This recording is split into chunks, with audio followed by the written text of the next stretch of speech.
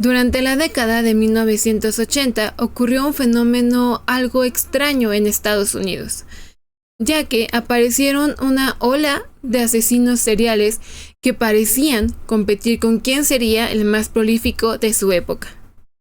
Uno de ellos terminó con la vida de 71 personas, según afirmó, aunque solo se pudieron levantar cargo por 48 asesinatos. Todas eran mujeres, principalmente adolescentes de entre 16 y 18 años. ¿Conoce la historia de Gary Ridgway, el asesino de Green River? Yo te la cuento.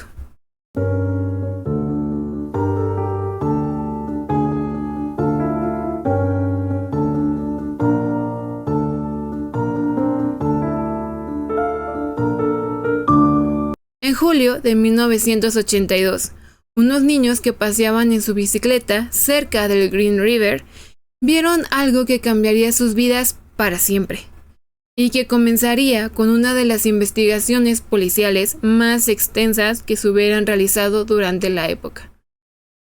El cuerpo sin vida de una adolescente flotaba cerca de un puente. Estaba desnuda, y sus ropas habían sido amarradas a su cuello, lo que indicaba la causa de su muerte. El 12 de agosto del mismo año, un hombre encontró otro cuerpo en la misma zona, con las mismas características. La policía comenzó a notar un patrón, pero en ese momento pensaban que se trataba de un crimen de odio o algo por el estilo. Lograron identificar a la primera mujer, Wendy Caulfield, de 16 años. Había huido de su casa por problemas con sus padres y trabajaba como acompañante, al igual que la segunda víctima, Debra Bonner. La policía pensaba que quizá su empleador había terminado con sus vidas. Tal vez habían tenido alguna pelea, algo se había salido de control, pero el hallazgo del 15 de agosto aclararía todas sus dudas. Un hombre que pescaba encontró 2 maniquís bajo el agua. Al menos, él pensó que de eso se trataba. Se acercó con su bote, pero el peso hizo que se volcara. Ahí se dio cuenta que en realidad eran cuerpos con grandes piedras encima, lo que les impedía flotar. En total estado de shock, nadó a la orilla, y un hombre que caminaba por la zona junto a su hijo lo llevaron a la comisaría de policía, donde pudo dar su declaración. Al buscar en la zona, lograron recuperar los 2 cuerpos, pero encontraron uno más escondido en la maleza, lo que daba a entender que estaban en búsqueda de un asesino serial y no de un criminal común. Las víctimas fueron identificadas como Mercy Chapman, Cynthia Hinds y Opal Mills. La primera tenía 2 semanas de haber sido asesinada, la segunda entre 3 y 4 días. Pero Opal tenía solo día y medio, lo que quería decir que el asesino estaba trabajando aún. Todas habían sido trabajadoras de la misma zona, todas mujeres jóvenes que pasarían desapercibidas. La policía formó un equipo de 25 agentes, quienes investigaban en la zona lo que estaba pasando desde que se encontró el tercer cuerpo. Tomaban entrevistas, hablaban con las personas de la zona y revisaban prácticamente cada centímetro del lugar tratando de encontrar algo que les diera un indicio de lo que fuera. Este asesino mataba casi a una mujer por día.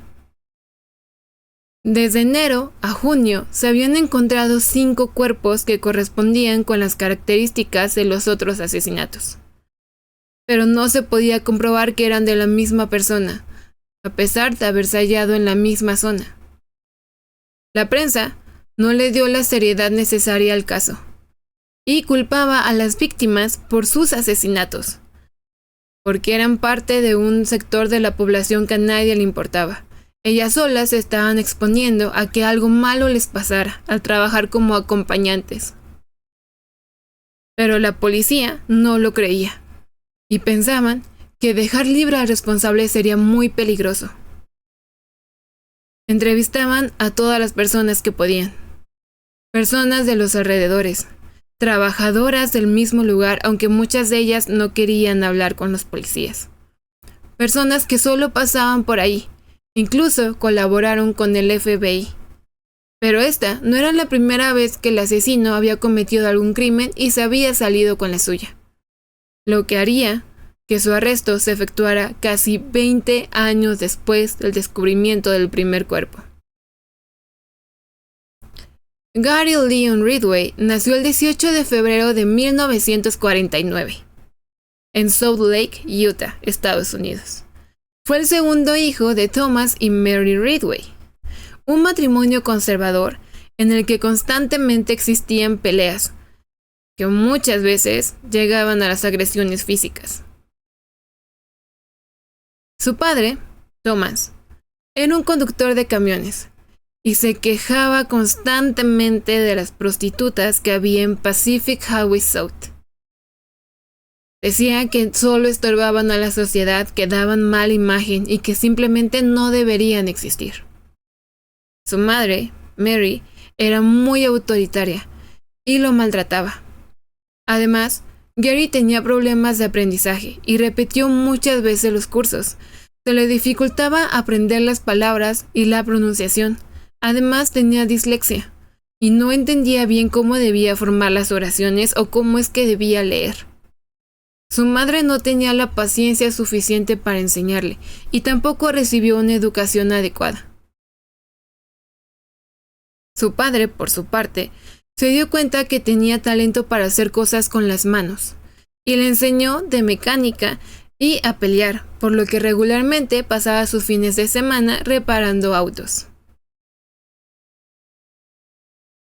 Además, Gary mojaba la cama hasta casi entrada la adolescencia. Su mamá lo maltrataba por ello y ejercía castigos en él, que más tarde le generarían una relación extraña con su madre, en la que también fantaseaba con matarla. Era pirómano, le gustaba quemar cosas y además mataba animales. Usaba una pistola de airsoft para matar pájaros y en varias ocasiones las mascotas de los vecinos simplemente desaparecían. Sus padres nunca le dieron mucha importancia a estos actos. No había las pruebas suficientes para garantizar que su hijo los había cometido. Además, le gustaba espiar a sus vecinas y hacer cosas por las que nunca fue castigado. Lo llenaba totalmente. Solamente sus padres ejercían algún tipo de castigo si no estaban de acuerdo con la conducta de su hijo, si no representaba los valores que dictaba la iglesia. Pero en realidad no se preocupaban tanto por él. Su pasatiempo era ir de pesca y explorar el bosque cerca de su casa. Fue aquí cuando estos pequeños crímenes escalaron a un nivel del que ya no habría retorno. A los 15 años, encontró a un niño pequeño vestido de vaquero.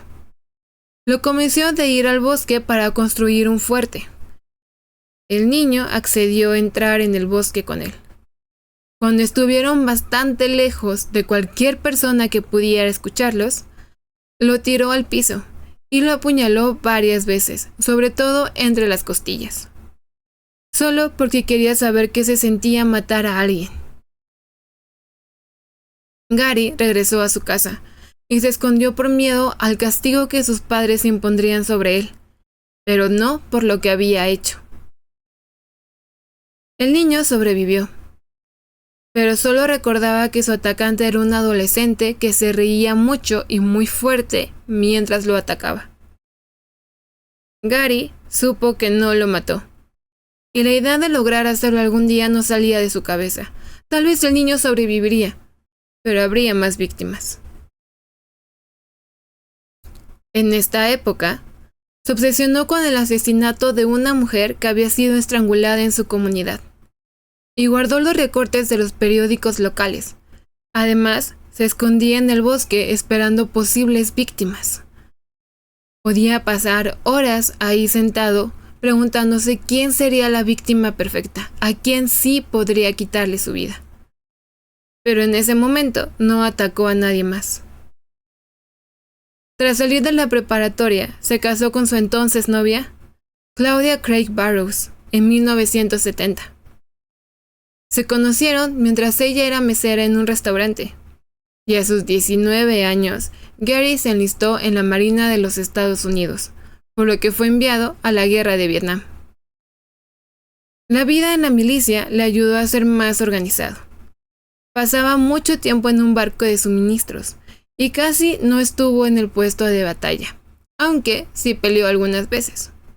Todo este tiempo libre le daba el espacio suficiente para visitar acompañantes, de las cuales su padre se quejaba siempre.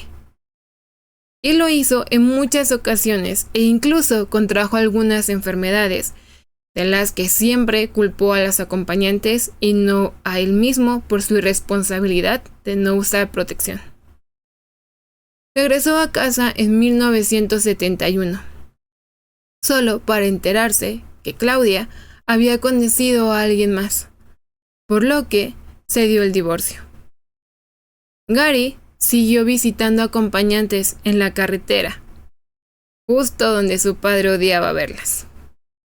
Tenía interés en volverse policía, pero no logró pasar el examen y terminó pintando autos y camiones en una compañía, de la cual no cambiaría de trabajo y seguiría siendo parte de ella por casi 30 años. Era lo que su padre le había enseñado cuando era niño, y era bastante bueno en ello. Durante esta época conoció a Marcia Lorraine Brown y se mudaron a una comunidad diferente, donde Gary se unió a una iglesia bautista que tenía un machismo enorme, en el que se pintaba a las mujeres como seres inferiores, y entre las muchas reglas que debían cumplir estaba el no cortarse el cabello o no usar el color rojo. Se volvió un fanático. Estaba obsesionado con las ideas que se repartían en esta iglesia, e iba de puerta en puerta propagando la palabra de Dios. Además, obligaba a Marcia a ir con él. También la obligaba a seguir al pie de la letra las escrituras. Y a menudo, Gary lloraba en los sermones y leía la Biblia en voz alta, tanto en su trabajo como en su casa. Y cuando llegaba a alguna parte que resonara con él, perdía el control, por lo cual lloraba mucho. Su obsesión con la religión llegó al punto de que tenía enfrentamientos con su esposa si leía algo que pensaba que la dejaba como pecadora. Las peleas eran cada vez más violentas, hasta que la estranguló, pero la dejó ir cuando casi pierde el conocimiento. Esta acción la repitió en muchas ocasiones. También, a Ridgway le gustaba ser un exhibicionista y obligaba a Marcia a tener encuentros en lugares públicos. Durante su matrimonio nació Matthew, su primer y único hijo, que a diferencia de lo que se podría pensar, Gary era atento con él. Buscaba cosas para revender en los mercados de pulgas y arreglaban autos juntos. Tras el nacimiento de Matthew, se mudaron a una casa rodeada de bosque en una comunidad diferente. Este bosque era perfecto para Gary y le gustaba mucho ir a pasear en él. En estos años dejó de ir a misa y llegaba tarde a casa con la ropa llena de lodo. A Marcia le parecía extraño, pero debido a la condición de su esposo, prefería no hacer preguntas. Marcia era una mujer insegura cuando lo conoció, pero tras su matrimonio bajó de peso y comenzó a aumentar su autoestima, por lo que llamaba la atención de otros hombres y provocaba celos muy enfermizos en Gary. Se mudaron de nuevo en 1980 y Marcia lo dejó, ya que la violencia iba en aumento. Además, puso una denuncia en su contra por los ataques que había recibido. Ridgway no fue a prisión por los cargos y pudo mantener una relación cordial con su exesposa. Podía ver a su hijo los fines de semana y sus actividades con él no cambiaron. Gary estaba muy molesto por el divorcio, por lo que desquitó su ira con una acompañante, quien levantó un reporte afirmando que Gary había querido asfixiarla. Pero, cuando fue llamado por las autoridades, Ridgway argumentó que fue en defensa propia ya que ella lo había mordido y tenía una marca de dientes en la mano, por lo que los policías lo dejaron ir. Gary, para evitarse preguntas incómodas en su trabajo, decidió rociarse la cicatriz con ácido de batería. Para este punto la vida de Gary había cambiado totalmente, por lo que se alejó de la iglesia y se registró en una agencia de padres solteros. Aquí consiguió salir con muchísimas mujeres. Salía con cuantas mujeres pudiera cada semana. A veces tenía más de una cita en el mismo día, lo que le trajo problemas porque se encontraba con varias mujeres al mismo tiempo. Se cambió de casa de nuevo, pero esta vez más cerca de Pacific Highway, donde tenía un acceso más cercano a las zonas rojas. Ahí fue arrestado por solicitar los servicios de una policía que estaba encubierta, pero al solo pedir un servicio, tuvo que pagar una multa y salió libre. Fue aquí cuando los asesinatos comenzaron.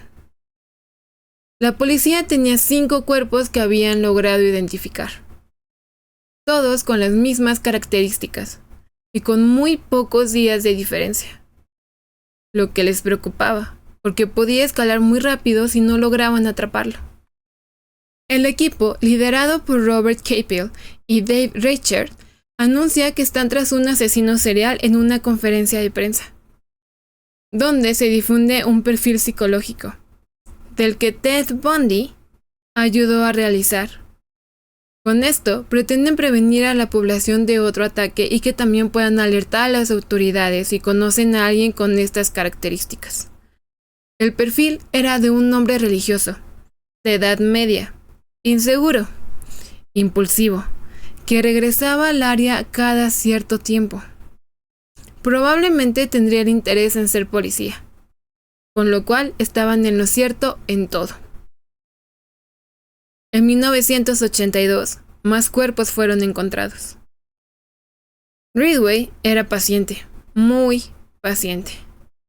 Cuando sabía que la policía había hecho algún avance en la investigación del asesino de Green River, dejaba de matar. Podía pasar meses sin hacer nada. Él tenía otra forma de saciar sus necesidades, lo que complicaba el trabajo de los investigadores. Gary fue arrestado de nuevo a finales de febrero del 83 por querer contratar los servicios de un acompañante más, pero lo dejaron ir porque no encontraron pruebas suficientes para retenerlo. Además, al ser 1980, la información no se almacenaba en una computadora donde pudieran comparar datos o cada persona tuviera un historial.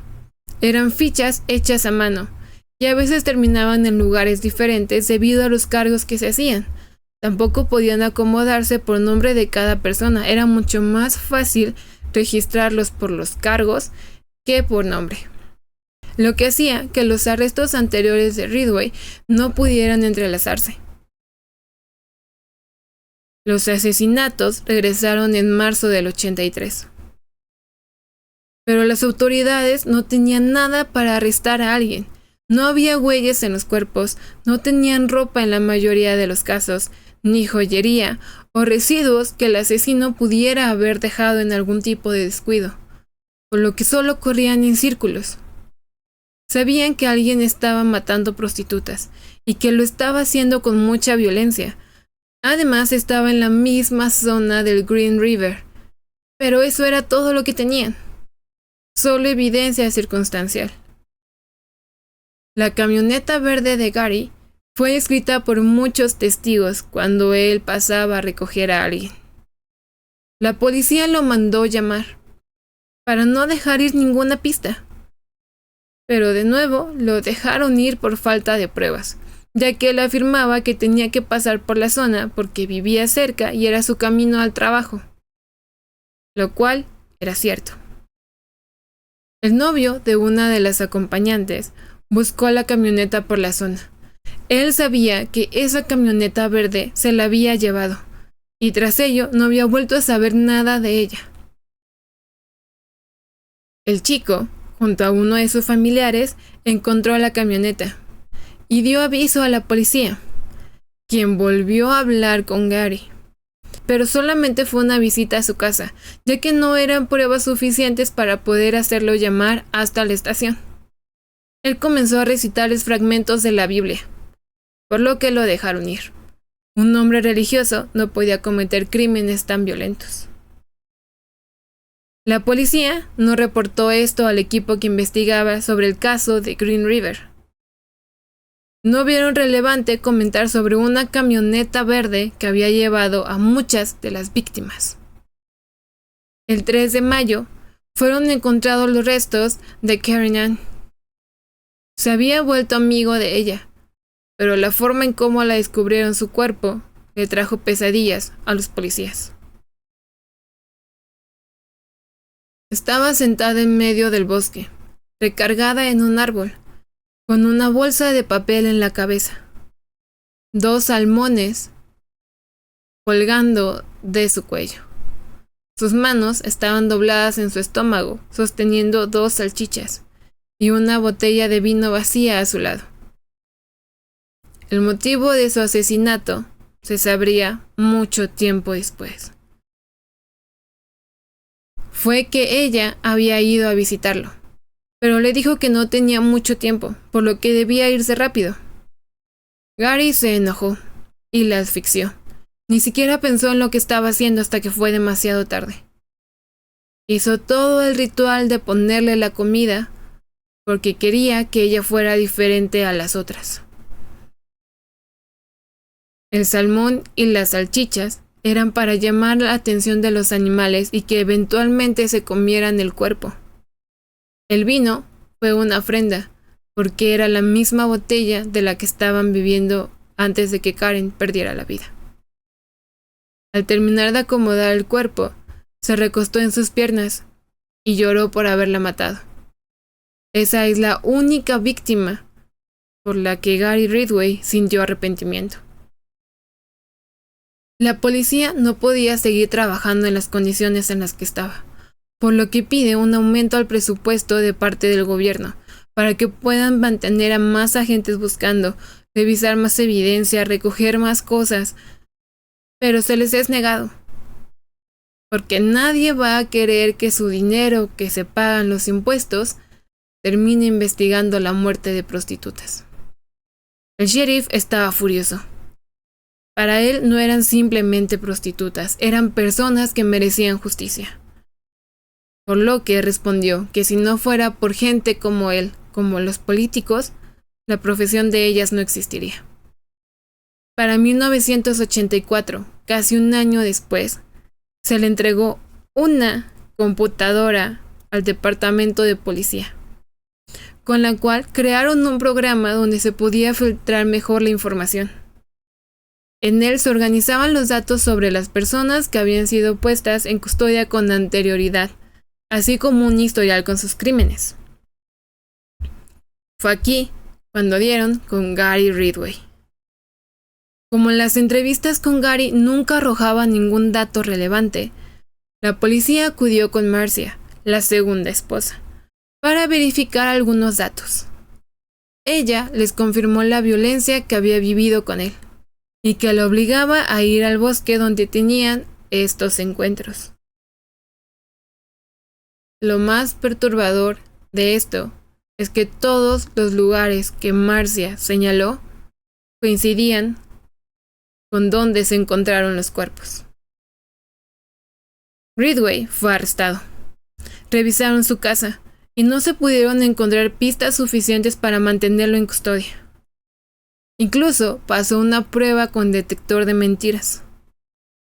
Solo había pintura en varios lados que coincidía con la que él usaba, pero la evidencia solo era circunstancial. El sheriff sabía que no podía retenerlo por eso, y si iban a juicio por esta cantidad de evidencia, Gary iba a salir libre muy fácilmente y no iba a poder ser acusado por el mismo crimen de nuevo. Pero nunca lo dejó ir del todo. simplemente esta vez no fue arrestado, pero la idea de que Gary Ridgway tenía algo que ver jamás abandonó la cabeza de los investigadores. Del mismo modo, los cuerpos seguían apareciendo. Algunos se podían identificar, otros nunca lo hicieron. Y la evidencia encontrada seguía sin poder ayudarlos a levantar cargos contra alguien. Judith Lynch se convirtió en la tercera esposa de Gary. Con ella se mudó en 1988 a una colonia nueva. Allí siguió tocando puertas, pero esta vez para advertir a los vecinos lo peligrosas que eran las prostitutas y cómo es que estaban invadiendo su comunidad. Nadie lo tomaba realmente en serio, pero Gary regularmente era amable con sus vecinos, así que no presentaba un peligro real, para ellos al menos. Eventualmente, los cuerpos fueron disminuyendo, y para 1991 solo había un investigador a cargo del caso. Era el misterio sin resolver más grande de Washington y de Seattle. Se creía que tal vez el asesino había sido arrestado por otros crímenes, se había detenido o simplemente había muerto. Pero para Dave Reicher, esto no era así. En 2001, decidió reabrir el caso, ahora que contaban con la tecnología del ADN, y creó una unidad con 6 personas para trabajar en él. Los restos encontrados en las primeras víctimas, las niñas de 16 años, coincidía con Gary Ridgway, ya que cuando atacó a la acompañante tras su divorcio, fueran tomados sus muestras. Aquí se pudieron comparar, por lo que, a sus 52 años, fue arrestado en su trabajo, y él no opuso ninguna resistencia. En las diversas entrevistas que tuvo antes del veredicto final, dio a conocer muchos datos que eran ignorados por la policía, y que ayudó a encontrar muchos cuerpos. Gary ni siquiera alegó demencia o negó que lo había hecho. Cuando fue arrestado, confesó haber cometido todos esos crímenes, y no quería decirle a la policía en dónde estaban ubicados los cuerpos. Simplemente decía, sí, yo lo hice. Pero él sabía que si simplemente confesaba, era muy posible que le dieran la pena de muerte por la inyección letal. Y, como el cobarde que era, decidió cooperar con la policía y contarles qué es lo que hacía, a quiénes asesinó y en dónde dejó los cuerpos. Gary llevaba a los acompañantes a su casa. Así no sospecharían de él, porque verían las cosas de su hijo, su cuarto, los juguetes, y no pensarían que era una mala persona. Les decía que era padre soltero. Si estaban muy nerviosas, les enseñaba su identificación en su cartera, donde al lado tenía una fotografía de su hijo. Esto hacía que las personas sintieran confianza hacia él. Cuando llegaban a casa, les pedía que fueran al baño antes de cualquier cosa, porque así no tendría que lidiar con los desechos cuando terminara su trabajo. Gary esperaba a que las mujeres estuvieran de espaldas a él para estrangularlas. Decidió utilizar esta forma porque era mucho más personal que solamente usar un arma. Además, era una de las llaves que su padre le había enseñado cuando aprendió a luchar. Les pasaba un brazo por el cuello. O cuando era muy difícil porque ellas peleaban mucho, utilizaba cualquier objeto a su alcance para hacer una especie de palanca y terminar más rápido. A veces se paraba sobre sus cuellos para romperlos. Esto no tomaba más de 2 minutos. No había nada que ellas pudieran hacer o decir para que las dejara ir. No sentían nada de empatía por ellas. Además, les recitaba partes de la Biblia porque él estaba salvando al mundo de los pecados que ellas cometieron. Y antes de irse, tenían que conocer lo que habían hecho. Pero Gary no era tan distraído como lo creían. Él les cortaba las uñas para que no tuvieran residuos de ADN de él bajo ellas. Las ponía en su camioneta y se las llevaba. A veces ponía bolsas de basura en la puerta trasera de su casa para poder transportar mejor los cuerpos sin tener que hacer todo el trabajo al terminar. Y así sería mucho más rápido. Al preguntarle si habían sido planeados los asesinatos, él negó todo, diciendo que no siempre tenía las intenciones de matar, pero que siempre estaba en su mente, lo cual era una contradicción, porque él preparaba el escenario, limpiaba su camioneta y sabía exactamente dónde conseguir a su siguiente víctima y en dónde la iba a dejar. También le preguntaron si alguna vez alguna de ellas sospechó de él como el asesino de Green River. Él respondió que todo el tiempo, incluso a las que no mató. Él les preguntaba que cómo es que él podría ser el asesino por su complexión. No era muy alto, ni robusto. Cuando no podía matar a alguien porque las circunstancias no se lo permitían, sacaba toda su frustración con su siguiente víctima. A veces, cuando había gastado suficiente gasolina o mucho tiempo, regresaba con las mujeres que había matado antes para lograr satisfacerse. Esto lo hizo con 10 cuerpos, pero no le parecía la mejor opción, por lo que optó por seguir enterrándolas para evitar la tentación de volver con ellas. Enterraba a las mujeres en los lugares donde había matado a otras, para que no olieran los cadáveres y sospecharan. Muchas veces asesinó con su hijo en la casa o en su camioneta. Matthew dormía en el auto. Él invitaba a una acompañante al bosque y regresaba sin ella. Cuando el niño le preguntaba por la chica que lo acompañaba o la amiga que había ido con ellos, Gary simplemente le decía que se había ido a casa, como si nada hubiera pasado. La policía le preguntó que qué hubiera pasado si su hijo los hubiera descubierto, si se hubiera dado cuenta del tipo de padre que tenía, qué es lo que hubiera hecho. Ridgway dijo que muy probablemente lo habría asesinado también. No quería dejar ningún testigo. Él decidió poner la mayor parte de los cuerpos en grupos, porque no quería perder de vista a todas las mujeres que había matado. Mató a tantas mujeres que ya ni siquiera podía llevar la cuenta. El plan era asesinar a todas las que él considerara prostitutas, porque sabía que podía matar a tantas como quisiera sin que lo agarraran, porque nadie denunciaría sus desapariciones. Y ellas muchas veces tampoco usaban su nombre real, así que las personas que las conocían del lugar donde trabajaban no podían ir a la policía para presentar un acta de desaparición de una persona de la que simplemente conocían su nombre y que podía ser falso. Además, muchas no querían acercarse a la policía por el tema de la legalidad. Otra parte de su plan fue el lugar en donde colocó los cuerpos. Les quitaba la ropa y los objetos personales para no dejar evidencia de quiénes eran, y así resultaría más difícil su identificación. Tardarían más tiempo tratando de descubrir quiénes eran las mujeres que había asesinado que quién lo había hecho.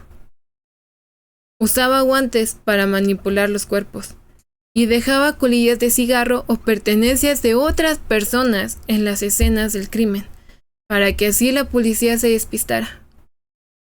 Existe la teoría de que transportó los cuerpos por varios estados, y es muy posible que también haya cometido asesinatos en Canadá, ya que realizó viajes en varias ocasiones a este país. Ridgway enterraba los cuerpos en lugares que pudiera ubicar en la distancia. Un árbol grande, una roca, para no perder su localización. Si llegaba a lastimarse al momento de cometer el crimen o cavar los hoyos, culpaba a su trabajo o buscaba alguna manera en cómo podía cubrir esas heridas. ponía a todas las mujeres relativamente cerca para no tener que perder el tiempo pensando en dónde las iba a enterrar. Pero si alguna de estas mujeres lo había hecho enojar, enterraba los cuerpos lejos para nunca más volver, esto a modo de castigo.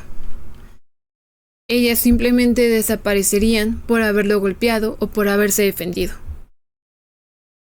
Los cuerpos eran su verdadero trofeo.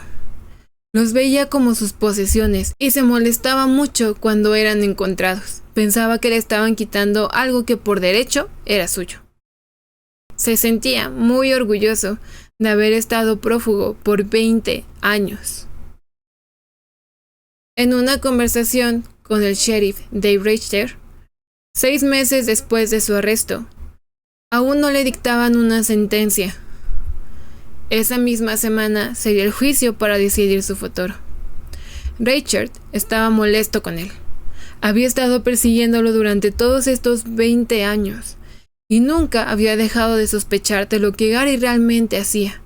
Y ahora que finalmente lo había atrapado, no podía hacerle confesar todos los crímenes que había cometido. ¿Dónde estaban todos los cuerpos que afirmaba haber enterrado? No quería involucrarse de forma muy personal con él a pesar de que ya lo había hecho. Cada vez que llegaban a tener algún encuentro y podían platicar, Richter trataba de mantener la compostura lo más posible y le preguntaba una y otra vez las mismas preguntas, de las que siempre obtenía respuestas diferentes. Para este momento llevaban 48 cuerpos encontrados.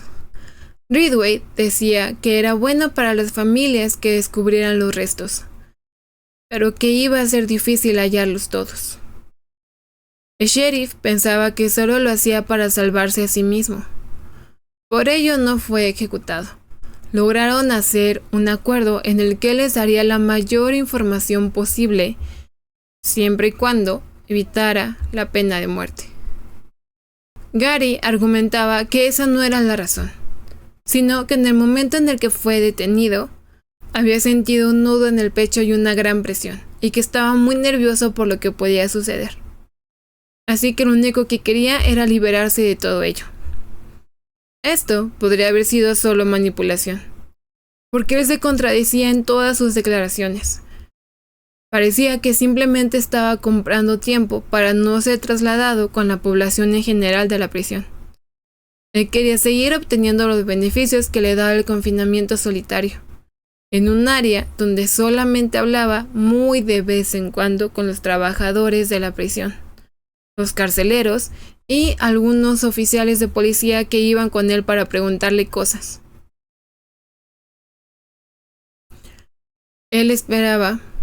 Ridgway esperaba estar en protección en prisión.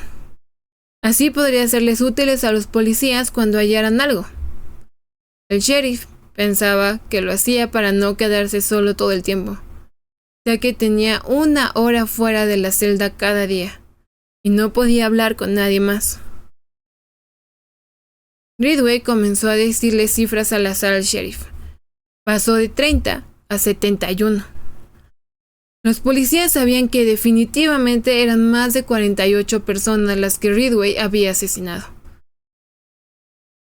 No querían creer en el número de 71, pero seguían encontrando cuerpos y ni siquiera había un número exacto porque Gary no recordaba nada, casualmente. Él decía que tal vez el tiempo en prisión podría ayudarle a recordar cosas, ya que tendría demasiado tiempo libre. El sheriff simplemente pensaba que él quería evitar ir a una prisión con más personas y con menos privilegios. Quería mantenerse en esa cómoda celda para siempre.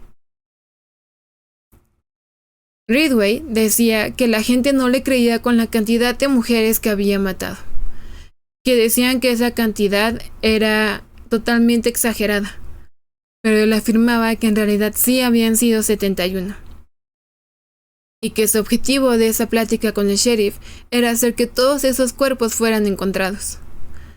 Sentía que en cualquier momento iba a llorar por lo que había hecho, que yo no podía sostener la culpa, y que si durante el juicio alguien mencionaba algo muy personal de las víctimas, no podría contenerse. El sheriff seguía sin creerle nada. Gary mencionó a una de sus víctimas, de apellido Abernathy, a quien mató en el cumpleaños de su hijo Matthew, y a Brookman, que la asesinó en Navidad. Simplemente decía que eso había estado mal, que no debió haberlo hecho, pero no parecía tan convencido. Él había podido leer alguna de las cartas que el jurado había escrito. En ellas lo llamaban el diablo. Él pensaba que el diablo había estado dentro de él cuando cometió estos atroces hechos. Pero aquí es donde venía una de sus contradicciones. Se consideraba una persona no tan mala. No creía haberle hecho un mal a nadie, porque las prostitutas no significaban nada para él. Él esperaba que los familiares de las víctimas pudieran preguntarle algo, como el por qué lo había hecho, que era la misma pregunta que aún no tenía una respuesta. Pero el sheriff le dijo que prácticamente todo lo que Ridgway iba a hacer el día que lo llamaran a juicio era estar ahí sentado y no hablar, simplemente escuchar. Esto desanimó a Ridgway. Le preguntó de nuevo por qué lo hizo, y dijo que él solamente quería matarlas, quería tener control sobre algo. Y pensaba que tal vez algo podría haber cambiado si tan solo lo hubieran llevado con alguien que pudiera ayudarle a entender las cosas diferentes, si lo hubieran llevado en el momento en el que atacó al pequeño niño en el bosque. Consideraba que su problema de aprendizaje podría haber tenido una atención diferente, y las cosas habrían terminado de otra manera. El sheriff le dijo que él también tenía un problema de aprendizaje cuando era niño, y que no había terminado matando gente. Gary dice que él simplemente eligió ser un asesino, como si fuera la conversación más normal del mundo. El sheriff David comenta que simplemente lo estuvo dando vueltas en círculos durante meses, y que esos 6 meses que está en prisión preventiva sigue haciendo lo mismo, y que ya no van a seguir en su juego. Sea cual sea la condena, Gary tendrá que aceptarla. Pero él dice que está seguro que puede recordar más cosas. Que antes ya les había ayudado con un mapa en donde señaló dónde había enterrado algunos cuerpos, y resultó ser cierto. Pero que tal vez si no encontraban más era porque los animales se los habían comido, o el clima, o cualquier situación había pasado, que no era su culpa que ya no estuvieran ahí.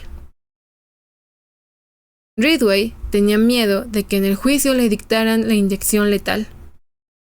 Así que para este punto diría cualquier cosa para hacerle más útil a la policía vivo que muerto. Judith, su esposa, buscaba el divorcio. Pero Gary pensaba que tal vez, con el tiempo, en algún momento, querían ir a visitarlo a prisión. Ella y su hijo. El sheriff le dice que no cree que eso sea posible, porque en una de sus declaraciones había dicho que sí habría matado a Matthew si fuera un testigo. Esto no lo desanima, y le dice que tal vez con el tiempo, cuando crezca, mientras el sheriff le dice que mientras más crezca Matthew, más va a entender, y menos va a querer saber algo de su padre. También, en la última conversación que tuvieron antes de que le dictaran la sentencia a Ridgway, el sheriff le dice que es un cobarde, porque solo atacó a mujeres, y si realmente hubiera querido tener el control sobre algo, lo que fuera, no se hubiera dedicado simplemente a matar adolescentes. Que en la cárcel las cosas no iban a ser tan fáciles como él pensaba.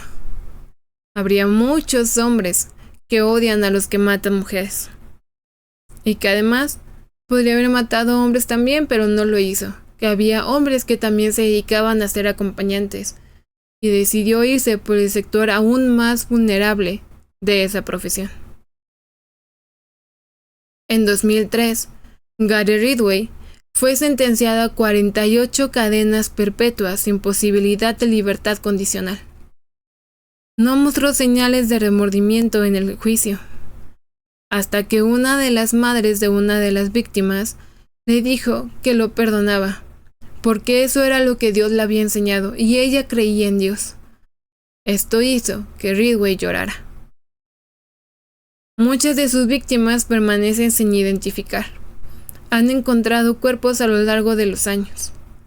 Y el que nadie reportara las desapariciones de cada una de las mujeres que se habían extraviado o usaban nombres falsos para ejercer su profesión no ayudó a las autoridades. Además, en algunos de los casos solo eran encontradas partes del cuerpo. Los cráneos por lo regular se hallaron años después. La búsqueda, aún en 2024, no ha terminado de realizarse. Y en 2010 pudieron encontrar e identificar a otra víctima. Tal vez con el avance de la tecnología, en algunos años, se puedan encontrar más personas. O quizá Ridgway recuerde algo. Pero algo que es cierto es que puede que muchas de esas mujeres nunca sean encontradas. Gary Ridgway sigue preso en Washington, a sus 72 años, en confinamiento solitario. Esta fue la historia del asesino de Green River, Gary Ridgway.